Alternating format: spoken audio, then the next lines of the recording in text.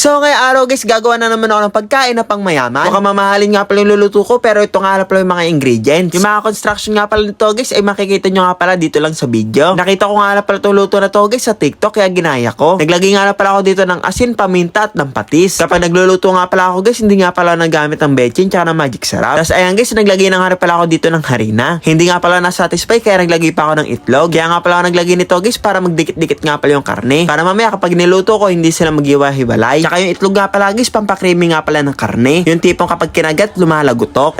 Tapos ayun nga pala guys, bibilog-bilugin ko nga pala yung mga karne. Maliliit nga pala yung ginawa ko para madali nga pala maluto. Pagkabilog ko ng karne, magpapainit na ako ng mantika. Kaunting mantika nga pala yung nilagay ko dahil non-stick pan naman to. Pero mapapansin nyo mamaya guys, sobrang daming mantika nito. Gawa nga pala ng karne yun dahil naglalabas din sila ng mantika. Tinatamad nga pala ako magdalawang batch ng luto kaya pinagkasya ko na lang dito sa isang kawali. At habang niluluto ko nga pala to, kusa na nga pala silang lumiliit. Gawa nga yun ng mga tabang natutunaw. Yung pagluluto ko nga pala dito guys, siguro mga 20 minutes. Low heat nga pala yun at tinatakpan ko nga pala ng takip para maluto sila hanggang loob. At medyo masusunog na nga pala sila guys ay tatanggalin ko na dahil magluluto nga pala ng sarsa para dito. Diba nga guys, ang lulutuin ko nga pala ay pang 5-star hotel. Kahit saan silugan nga pala guys, hindi ka nga pala makakabili ng ganito. Binawasan ko na nga pala ito ng mantika dahil ayoko nga pala ng mamantikang pagkain. Magigisa nga pala ng bawang dito at kapag natosta na, ilalagay ko na yung mushroom. Kaunti nga pala yung nilagay ko mushroom kasi hindi naman nakain ito. At natosta na yung mushroom, nilagay ko ulit yung meatballs. Hindi ko na ito ininit, nilagay ko kagad yung nestle cream. Kinover ko lang yung mga meatballs at naglagay na rin ako ng pampalasa sa sabaw, beef cubes tsaka ng toyo. Yung toyo nga pala guys ay pampakulay lang. Naglagay na rin ako ng tubig pamparami ng sabaw. Tapos papakuluan ko lang to hanggang sa maging malapot. At ayan guys, kumulo na nga pala to, ibig sabihin luto na. Kaya guys, tara kain tayo.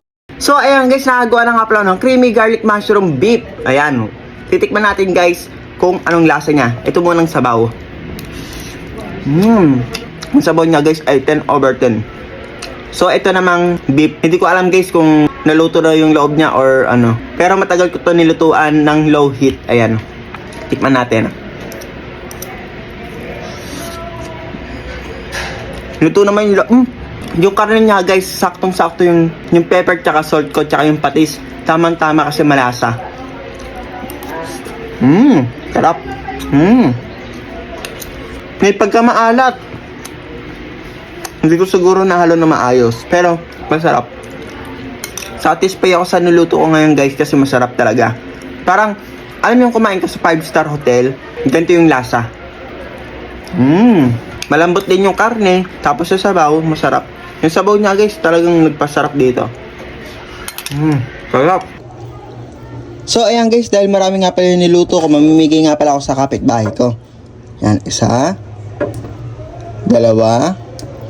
2, 3 lang guys kasi ulamin namin to mamaya. Meatballs ulam.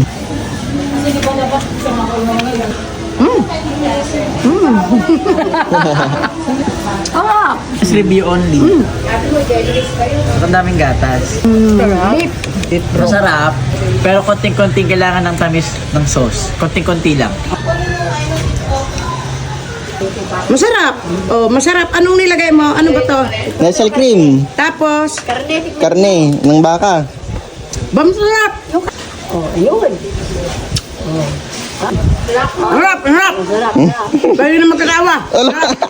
Yung tarta, masarap. Nahuhuli. Pag yung huling tapsop, nahuli sarap. Yun na yun, masarap. Yun. Pwede ka na magkatawa, boy, skin ka. Ganun dapat yung honest review. Sarap pa, ano man.